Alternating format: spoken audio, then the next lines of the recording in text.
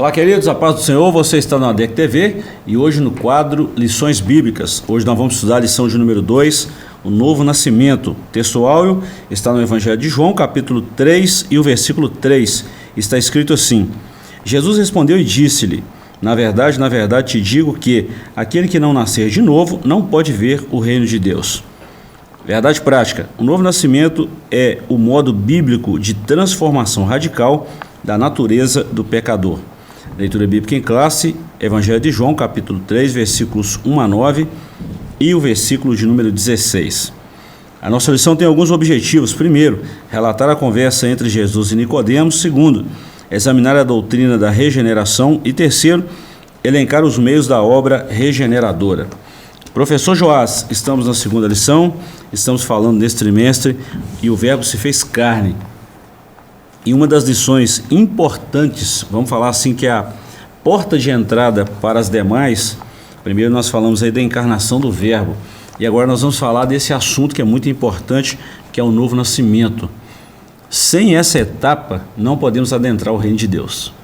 Isso, é para isso que o Verbo veio, né? Para produzir essa restauração da ordem das coisas, né? Da ordem da criação, e nos restaurar ao nosso propósito inicial, né, que era estar sempre diante de Deus, né, em santidade e vivos, né?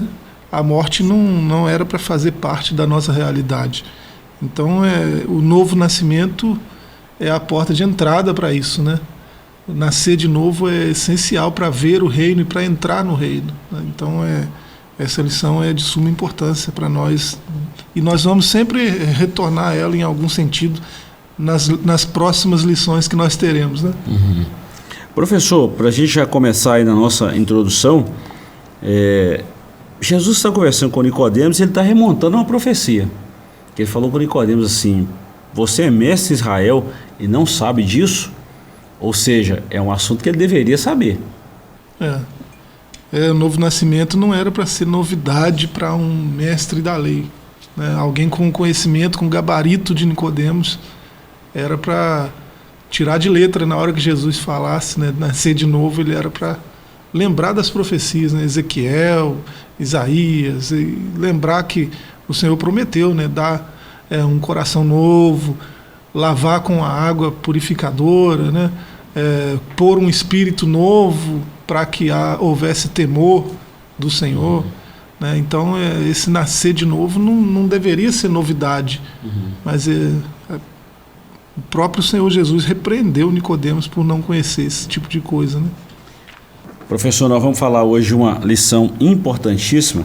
As demais lições, a verdadeira adoração é a 3, Jesus o pão da vida a 4, a verdade que liberta, o bom pastor e suas ovelhas, eu sou a ressurreição e a vida, uma lição de humildade, o caminho, a verdade e a vida, a promessa do Espírito, a intercessão de Jesus pelos discípulos, do julgamento à ressurreição e a renovação da esperança. Um trimestre muito bom, tratando aí do Evangelho de João.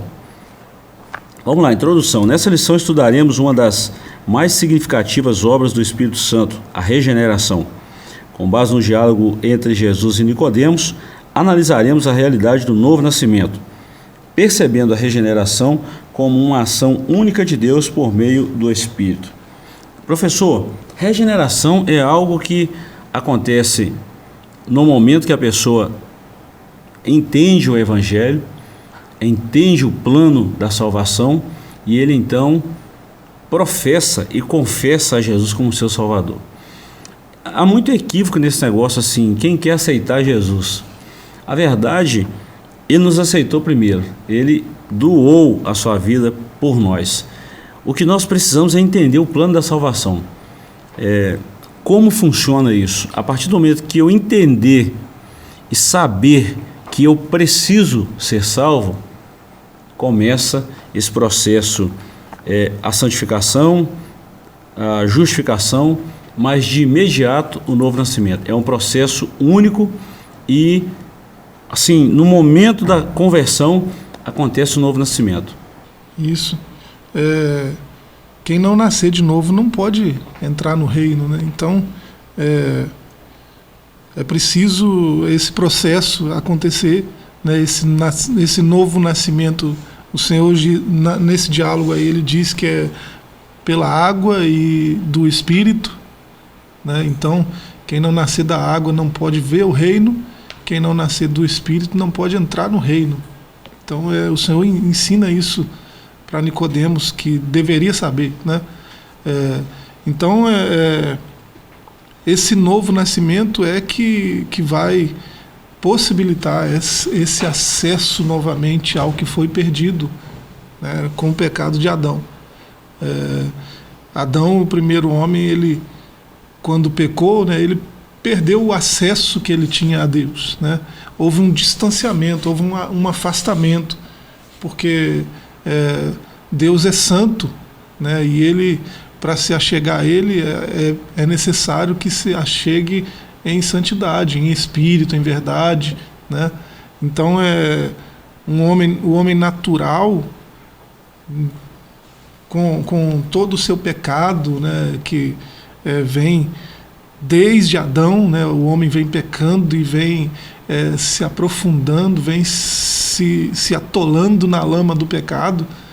Isso gerou um afastamento cada vez maior, né, um abismo entre nós e Deus. E ele mesmo resolveu a situação encarnando. Nós falamos isso na lição passada, né, quando o Logos se encarnou, né, nós tivemos a plena revelação de Deus, né, a maior comunicação de Deus com a humanidade foi a encarnação do Logos, né, a encarnação do Verbo. Então, ele possibilitou esse novo nascimento e, portanto, esse acesso de novo, esse acesso novamente ao Pai, de forma que qualquer um com fé, né, qualquer um regenerado pode acessar livremente o trono da graça e falar com Deus. O caminho ficou aberto, né, professor? Isso. Vamos lá, capítulo 1, quem era Nicodemos? É bom a gente começar explicando. Capítulo 2, nós vamos falar o novo nascimento, a obra da regeneração, e por fim, os meios da obra regeneradora. Quem era Nicodemos? O contexto de João 3 revela que Jesus já era uma figura conhecida em Jerusalém, devido ao milagre que realizou ao transformar a água em vinho. A sua fama espalhou-se entre o povo, especialmente entre os líderes religiosos do templo de Jerusalém. Foi nesse cenário que Jesus despertou o interesse de um mestre israelita chamado Nicodemos, um sábio judeu de grande prestígio, tanto entre o povo como entre os seus colegas fariseus. Assim, Nicodemos procurou Jesus durante a noite para questioná-lo sobre os seus ensinamentos. Um mestre procurando um mestre. E quando ele viu essa sabedoria, esse exponencial ilimitado em sabedoria de Jesus, e viu o exemplo de humildade, eu imagino que Nicodemos ficou encantado, porque entre os fariseus a gente não via isso com muita frequência, pelo menos é o que está registrado na Bíblia, e a gente vê Jesus repreendendo os fariseus aí duramente. Mas esse fariseu, um homem diferente dos demais, foi procurar Jesus à noite, querendo saber sobre Jesus, e para sua surpresa ele foi pego nesse diálogo e recebeu essa palavra orientadora e salvadora de Jesus. Nicodemos, logo no primeiro verso aí, é dito que ele é príncipe dos judeus, né? Com certeza alguém muito conhecido, de uma fama entre os judeus. A gente vê depois em outras passagens que ele é membro do Sinédrio, né? Por isso esse príncipe dos judeus aqui, ele tem uma posição política importante, né? E possivelmente muito rico e conhecedor da lei. Para fazer parte do Sinédrio precisa, né, ter uma reputação, precisa ter um conhecimento bem específico, né? Então Nicodemos era esse homem, e como ele tem tanta coisa a perder, digamos assim, né, em termos de reputação, e talvez não quisesse ficar dando satisfação, né, para os próprios colegas lá do Sinédrio, ele preferiu, ou como ele tem essa fama, né, não quer chamar atenção demais, né, para si. Há várias possibilidades aí do porquê ele procurar Jesus à noite, né? Ele vai à noite, quando ninguém está olhando, quando a multidão não está em volta de Jesus, né? E, portanto, ele não vai ser notado nesse diálogo com Jesus. São dois mestres conversando. E Nicodemos chega dizendo que sabemos, né? Sabemos que és mestre, né? Vindo de Deus. Ninguém pode fazer essas coisas que o Senhor faz, né, se Deus não for com ele. Mas é a primeira palavra dele, sabemos. Né, o que indica que pode ser que há no próprio Sinédrio mais gente interessado em seguir Jesus, interessado no ensino de Jesus, né, atraído pela autoridade com que ele falava. Então ele chega dizendo sabemos, né, o que indica que ele não está sozinho nessa curiosidade dele, pelo menos, a respeito de Jesus. E pode soar arrogante também, né? Sabemos, né? Alguém que arroga para si essa prerrogativa de saber, né?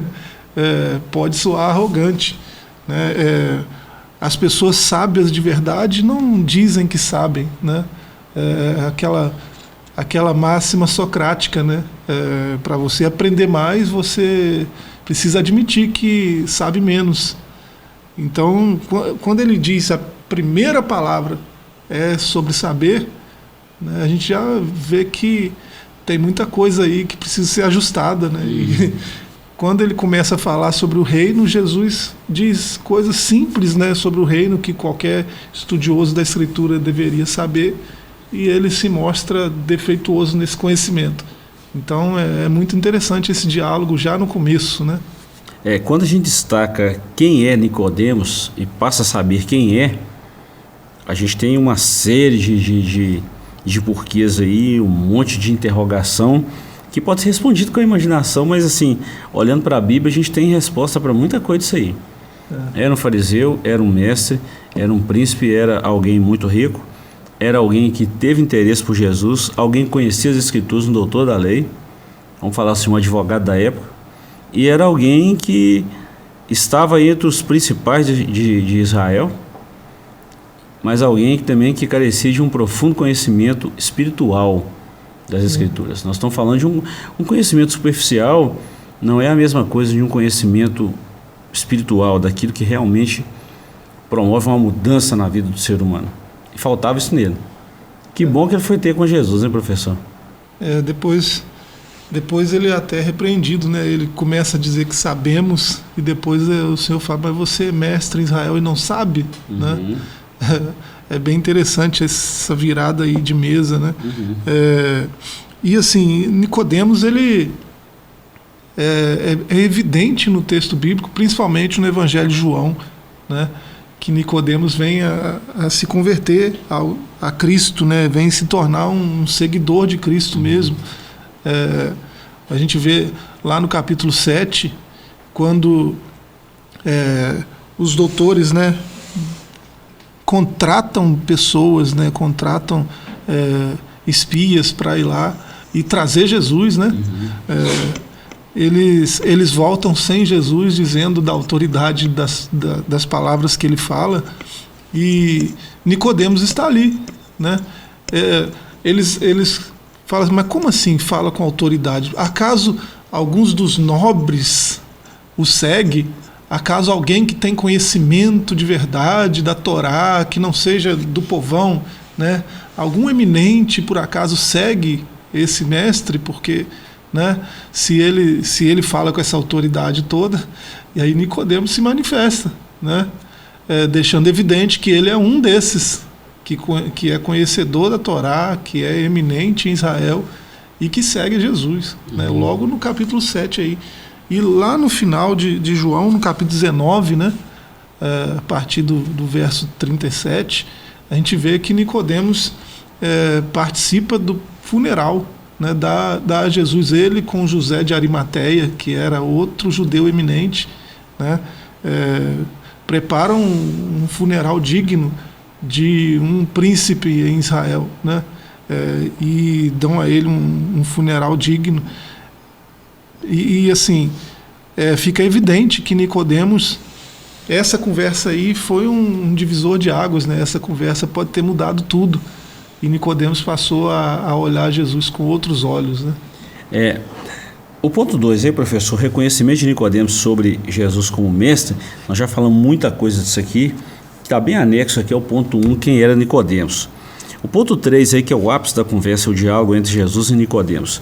A partir do versículo 3, a afirmação de Jesus sobre o conceito de nascer de novo e nascer da água e do Espírito para poder ver o reino de Deus deixou Nicodemos perplexo. As palavras água e Espírito aparecem frequentemente ao longo do Evangelho de João, transmitindo a ideia de elementos fundamentais para a nossa admissão no reino celestial. Desta forma, a referência à água e ao Espírito recorda-nos a mensagem de João Batista sobre o arrependimento dos pecados e uma nova forma de viver. Era uma profecia também, Ezequiel, Isaías, já citamos isso aqui, Isaías 44:3, se me falha a memória, há uma profecia: derramarei água sobre o sedento e sobre a terra seca, e rios sobre a terra seca, torrencial de rios ou água sobre a terra seca. Então era algo que era muito conhecido. Só que quando Jesus vem dando o real sentido das Escrituras, é algo que eles não estavam acostumados com aquilo, professor, naquela época. Isso fez uma diferença enorme na vida deles, né? Jesus fala que, no verso 3, né? João 3:3, na verdade te digo que aquele que não nascer de novo não pode ver o reino de Deus, né? Depois ele vai repetir isso no verso 5, verso 6, né? Aquele que não nascer da água e do Espírito não pode entrar no reino de Deus, no verso 5. Verso 7 ele diz que é necessário nascer de novo. E a resposta de Nicodemos é estranha, porque ele está sendo literalista demais, né? Como todo bom judeu, né? Diga-se de passagem, sim. Literalista demais. Como assim? Um homem sendo velho vai voltar ao ventre da mãe? Como que é isso? O negócio de nascer de novo. O que o senhor está falando? Né? O senhor já citou Isaías. Tem uma passagem de Ezequiel, Ezequiel 36. Ezequiel 36, a partir do verso 25. Então aspergirei água pura sobre vós e ficareis purificados de todas as vossas imundícias, de todos os vossos ídolos vos purificarei. O 26, e dar-vos-ei um coração novo, e porém dentro de vós um espírito novo. Tirarei da vossa carne um coração de pedra, e vos darei um coração de carne. Porei dentro de vós o meu espírito, e fareis que ameis e andeis nos meus estatutos, e guardeis os meus juízos e observais. Né? Esse é o novo nascimento. Né? Nascer da água, do Espírito, né? Ser morada do Espírito do próprio Deus. Né? Ezequiel 36 deixa isso bem claro. E assim, como que um mestre da lei não lembra de uma passagem tão importante? Né? E de uma profecia muito discutida e estudada entre eles. Isso. Né? Então, ele talvez estava muito vislumbrado, né, com a conversa, eu não sei. Né? Ele era para saber, né? De alguma forma ele esqueceu isso aí. Quando a gente olha para Mateus 5, 6 e 7, que é o Sermão da Montanha, a gente vê Jesus trazendo uma clareza tão espiritual sobre o texto da Torá, vamos falar assim, que Jesus só falou o que estava escrito. Mas parece que o entendimento desses homens nessa época estavam cegados, professor, que eles não conseguiam ver o que estava ali muito claro, muito implícito e explícito nas Escrituras. E Jesus deu vida àquela palavra, que era a própria palavra. Então, quando Jesus falava, ninguém falou com autoridade como a dele. Os mestres, né, da lei, eles sempre falavam da lei, e quando precisava evocar algum tipo de autoridade sobre o que está sendo dito, eles sempre lembravam de algum mestre, de algum antigo rabino, né? Como dizia nossos sábios, fulano e ciclano, algo assim, né? Segundo Hilel, segundo Shammai, segundo Gamaliel, né? Conforme disse esses mestres aí, sempre havia uma citação de alguém maior para trazer autoridade para o que está sendo dito. Jesus não, Jesus, vocês leram, vocês ouviram o que foi dito, eu, porém, vos digo. É uma autoridade, né? Eu, porém, vos digo, mas que autoridade é essa, né? A lei tem esse aspecto, a lei tem sua literalidade, mas ela tem sua espiritualidade também. A lei tem um espírito da lei, né?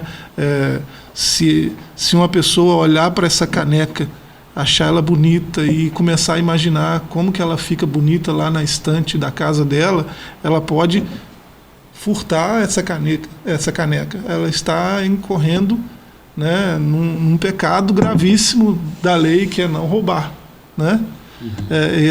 Aí pode ser literal na interpretação da lei, né? Roubou a caneca, né?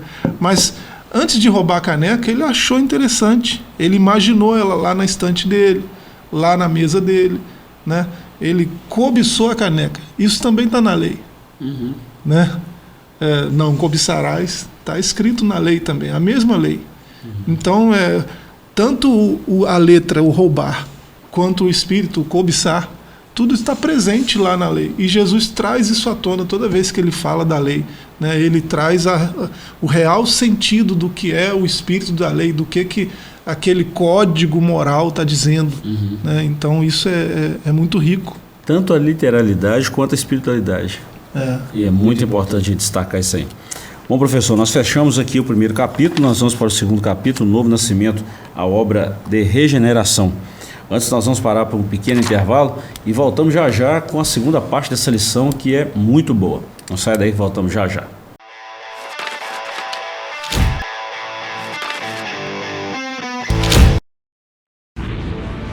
Seja bem-vindo ao novo site da Assembleia de Deus Caratinga. Agora ele está completo para você acompanhar bem de perto tudo sobre nossa igreja. Nele você encontra um pouco de nossa história, onde nós estamos, nossos horários de cultos e endereços de nossas filiais. E ainda você poderá fazer seu pedido de oração, sua contribuição, acompanhar nossas notícias, entrar em contato conosco e muito mais. Mais uma forma de você acompanhar tudo o que acontece na Assembleia de Deus Caratinga, de onde você estiver. Acesse agora assembleiadedeuscaratinga.org. Uma verdadeira história de fé, renúncia, desafios e conquistas. Você irá se emocionar e extrair lições extraordinárias da biografia de um dos mais expressivos líderes do movimento pentecostal no estado de Minas Gerais. Recomendada por influentes líderes cristãos. Adquira agora mesmo Ari Coelho, um legado de fé, e descubra detalhes de uma história de vida que pode transformar a sua. Um produto com a qualidade CPAD.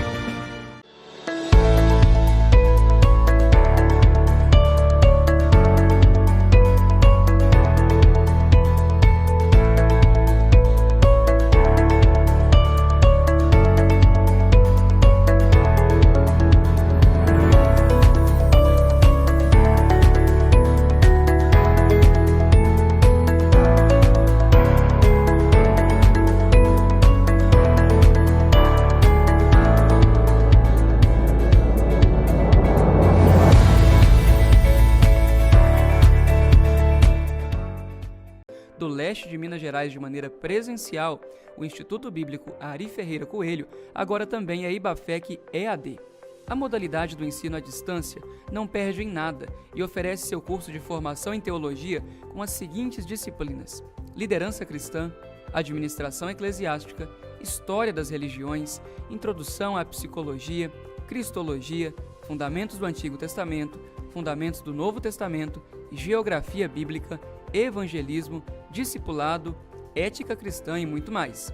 Com a plataforma própria e totalmente intuitiva, você, aluno, acessa o curso do seu computador ou celular, tendo todo o suporte dos professores e a certificação garantida ao final do curso. Já são mais de 30 turmas e mais de 1.000 alunos formados. Agora chegou a sua vez. Aproveite as condições especiais de lançamento. Informações 33 999 12 5953.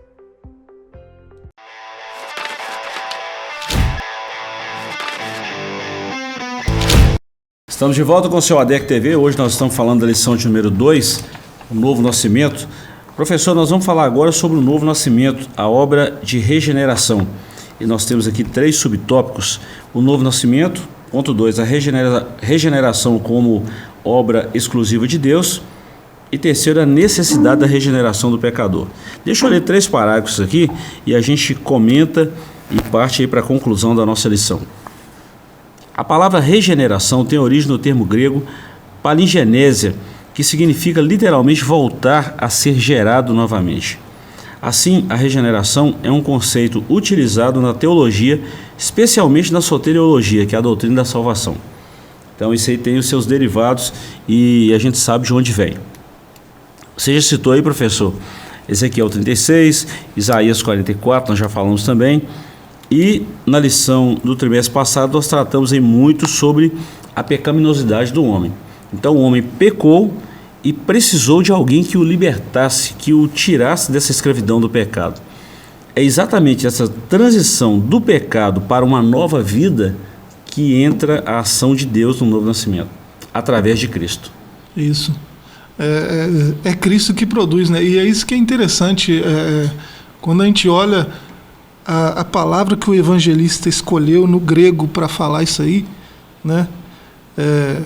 Sobre a regeneração, né? Nascer de novo, né? Ser gerado outra vez. Né? Esse é o sentido aí de regeneração, né? E assim, a palavra que ele escolhe ali para de novo, né? De algumas palavras que tinha disponíveis ali no grego koiné, né?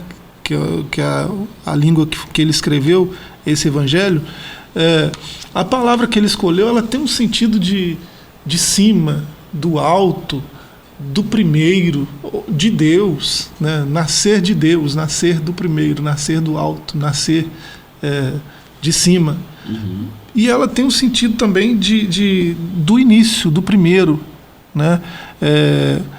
No sentido de que aquele ato que vai acontecer novamente, ele precisa acontecer a partir da fonte original. Aquele que fez acontecer da primeira vez deve fazer dessa nova vez, né? Então exige uma fonte original. A palavra é anotem, né, no grego. Poderia ser pali, que é de novo, significa de novo, do mesmo jeito, né? Só que pali é de novo para qualquer fonte. É como se quem fez essa caneca aqui fosse o pastor Gilberto, né?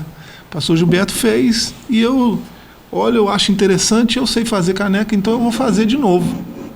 Eu faço de novo essa caneca, uma caneca igual a essa, com as mesmas logos, com as mesmas características, né? Então aí seria pali.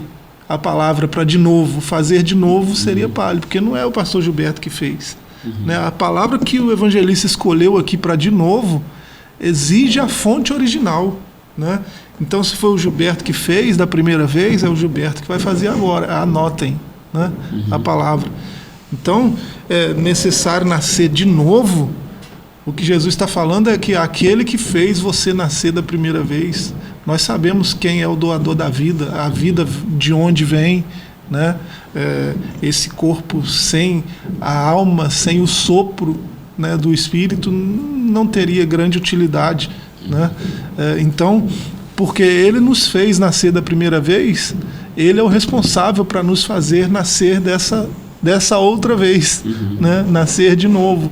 Então essa regeneração só pode ser efetivada pelo que fez a gente nascer primeiro, né? Só pode acontecer por meio de Jesus. Senão não é um novo nascimento, né, professor? Isso.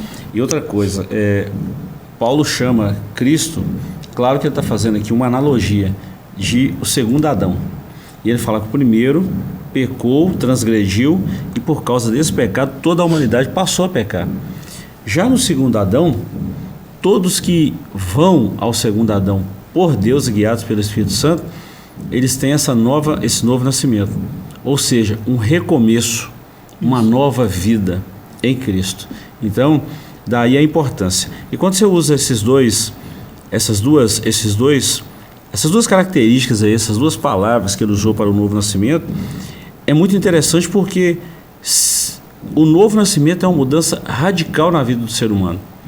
Ele tem a oportunidade de nascer de novo e de ter uma vida regenerada, justificada e transformada.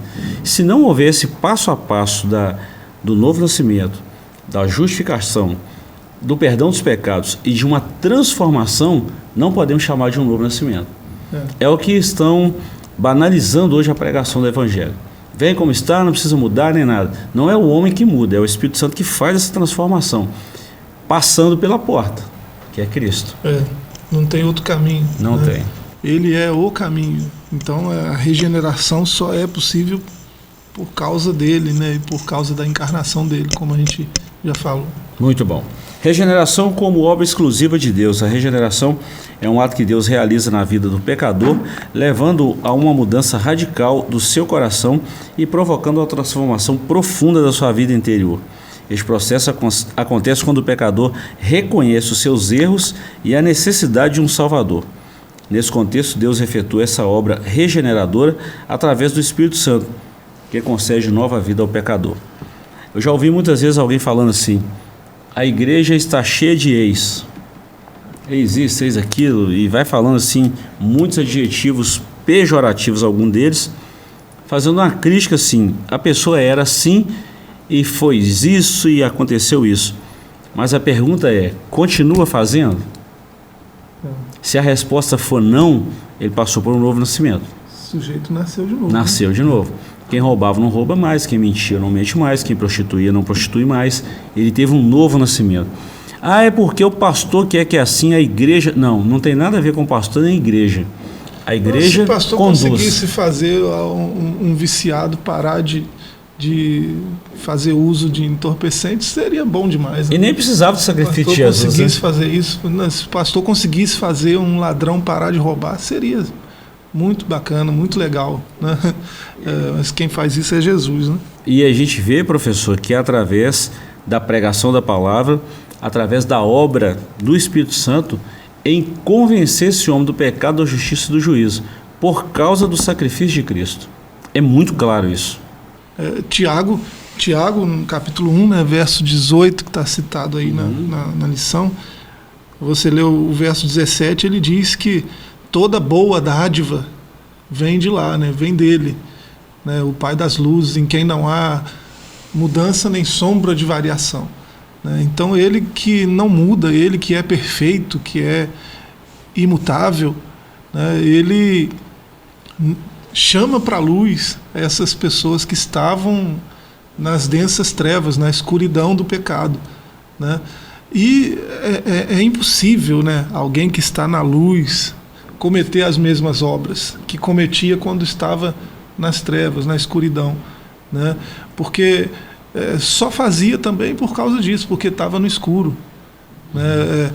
Ninguém tem certas coisas que não se faz na luz do dia, porque por mais depravado que a pessoa seja, né, na luz do dia ela vai se sentir envergonhada de fazer o que faz na escuridão, né? Então há um freio moral aí até para o mais depravado dos homens. Então quando esse Pai das luzes nos chama das trevas para a luz, né, é natural essa mudança de comportamento, essa mudança de estilo de vida, essa mudança de mentalidade. Isso tudo vai acontecendo naturalmente. É por isso que é tão cheio de ex, né, nas comunidades cristãs. Bom, e aqui a gente vai ver a necessidade dessa regeneração na vida do pecador. A Bíblia ensina que o ser humano é pecador. Em uma de suas cartas, o apóstolo Paulo destaca a pecaminosidade do ser humano em razão da queda dos nossos primeiros pais. Todos pecaram, está em Romanos 5, 12. Assim, sugere a necessidade de cada indivíduo passar pela experiência da regeneração. Essa magnífica obra foi confirmada pelo Senhor Jesus durante a sua morte sacrificial. Na cruz, ele conquistou a oportunidade de vivermos uma nova vida. Professor, muita gente não sabe explicar, muitos pregadores modernos não conseguem explicar o porquê que nós devemos entender esse plano da salvação. O porquê que nós pregamos. Por que a igreja prega a salvação? Por que a igreja prega que Jesus é o Salvador? Esse Romanos 5, aí, 18, 5:12, né, que está citado, e todos pecaram, destituídos estão da glória de Deus. Outro dia, né, naquelas consultorias gratuitas frente ao bebedouro, né, que a gente tem, estava conversando com alguém e a gente tocou nesse assunto, né? Como que esse texto, do que esse texto está falando, né? Todos pecaram, isso aí a gente entende, né? A questão do pecado de Adão e como nós estávamos em Adão e por isso nós pecamos também, né? Nascemos em pecado e tal, herdamos o pecado, a natureza pecaminosa, mas destituídos, todos estão destituídos da glória de Deus. O que isso significa, né? Do que Paulo estava falando? Ele está falando, a gente já falou disso aqui, né? Daquela glória que Adão tinha no princípio, né? Adão era homem como nós, mas sem o prejuízo do pecado. Então, é só a gente olhar para outros personagens da Bíblia. Moisés, quando esteve frente à glória de Deus de forma mais intensa, quando ele desce do monte, o que o povo vê? Né? O povo vê um homem envolto em glória. Né? Rosto brilhante. Diferente, né? Um sujeito diferente. Peraí, esse homem aqui não é igual aos outros homens. O que diferencia? A glória. Né? É dessa glória que Paulo está falando. Né? Nós fomos destituídos. Nós perdemos o acesso, perdemos o direito, perdemos, né, aquela comunhão que havia. Então aquela glória não está mais presente. Né? Isso afetou todos os homens. Né? Quando Cristo vem e faz o que ele fez, né, para nos regenerar, nos justificar, nos santificar e no final nos glorificar, né? Quando ele veio e fez a obra redentora, o acesso a essa glória foi aberto novamente. Né? A gente não sai por aí e vê gente brilhando. Né? Então, peraí, a gente ainda está no processo, a gente ainda está no caminho. Mas a gente sai por aí e vê gente na luz. E transformado, né, professor? Vê gente que você olha nos olhos e é outra pessoa. Né? Então, a obra da redenção tem esse aspecto. Né? A gente perdeu o acesso, mas Cristo trouxe de volta o acesso. Né? Todos que estão em Cristo, né, estão autorizados a se achegarem ao trono da glória. Muito trono, bom. Né? Por isso, professor, a gente vê a necessidade do pecador entender isso aí. É só analisar, professor, como está a vida de alguém que vive no pecado. Será que ele tem alegria, tem a felicidade, a alma dele é preenchida com as coisas de Deus, ele sente paz, ele tem alívio nas tribulações, ele tem a presença de Deus. É esse ponto de reflexão que todo ser humano precisa ter. Se todas as respostas forem não para isso aí que eu perguntei agora, que a Bíblia nos faz essa pergunta, nós temos a necessidade de conhecer um Salvador. A gente entende essa necessidade, né, pelo encontro que a gente teve. A gente entende essa necessidade. Para uma vida plena, uma vida feliz, de fato, né, só é possível com a regeneração. Então, seria egoísmo até da nossa parte não compartilhar o que recebemos, né? Esse acesso ao trono da graça novamente, né? Se a gente não compartilhasse esse conhecimento, seríamos arrogantes, seríamos até desobedientes, né? Porque ele mandou fazer. Verdade. Então, essa necessidade da regeneração é porque só pelo lavar da água, né? Só pela regeneração pela palavra, né? Como Tiago diz lá no verso 18 do capítulo 1 da sua carta, né? Só assim a gente consegue ter um pouco da nossa dignidade restaurada, restabelecida, né? Ter acesso à vida verdadeira novamente. Verdade. Professor, e Paulo falou sobre isso na sua segunda carta aos Coríntios, tanto o capítulo 4, 5, sobre o ministério da reconciliação. Isso é um ministério, né? E a igreja precisa entender isso aí e trabalhar em prol desse ministério. É um ministério dado por Deus através de Cristo pelo Espírito Santo. Professor, nosso tempo já está finalizando ali, nós temos pouquíssimos minutos ali. Deixa a gente só sintetizar esse capítulo 3 aqui, os meios da obra regeneradora. Isso acontece pela operação do Espírito Santo.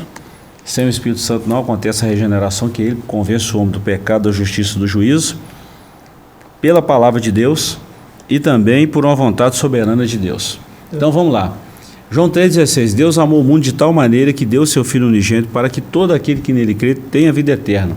Ou seja, não pereça, tenha vida eterna. Qual que é a vontade soberana de Deus? Que todos os homens se salvem. Não é um grupo, é todos. Então, a pregação do Evangelho, a obra vicária de Cristo na cruz, não é para um grupo seleto, é para todos. Essa é a vontade soberana. Então, nós vamos de trás para frente agora. Como que acontece isso?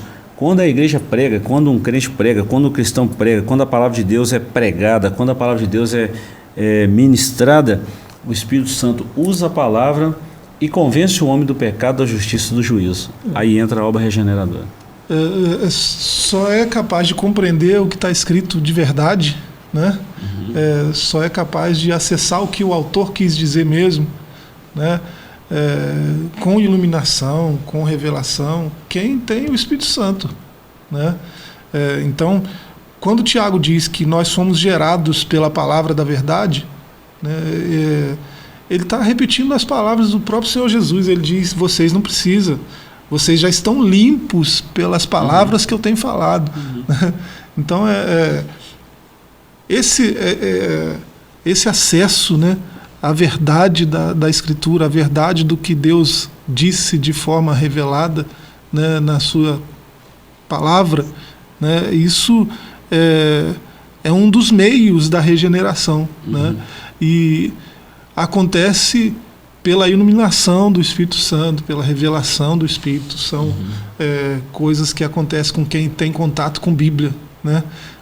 Quanto mais você lê a Bíblia, mais o entendimento delas se ilumina à sua frente, né? E mais Deus se revela a quem busca dessa forma conhecê-lo. Muito bom. Professor, nosso tempo fechou. Isso. E nós não temos condição mais de falar mais da lição é muito profunda.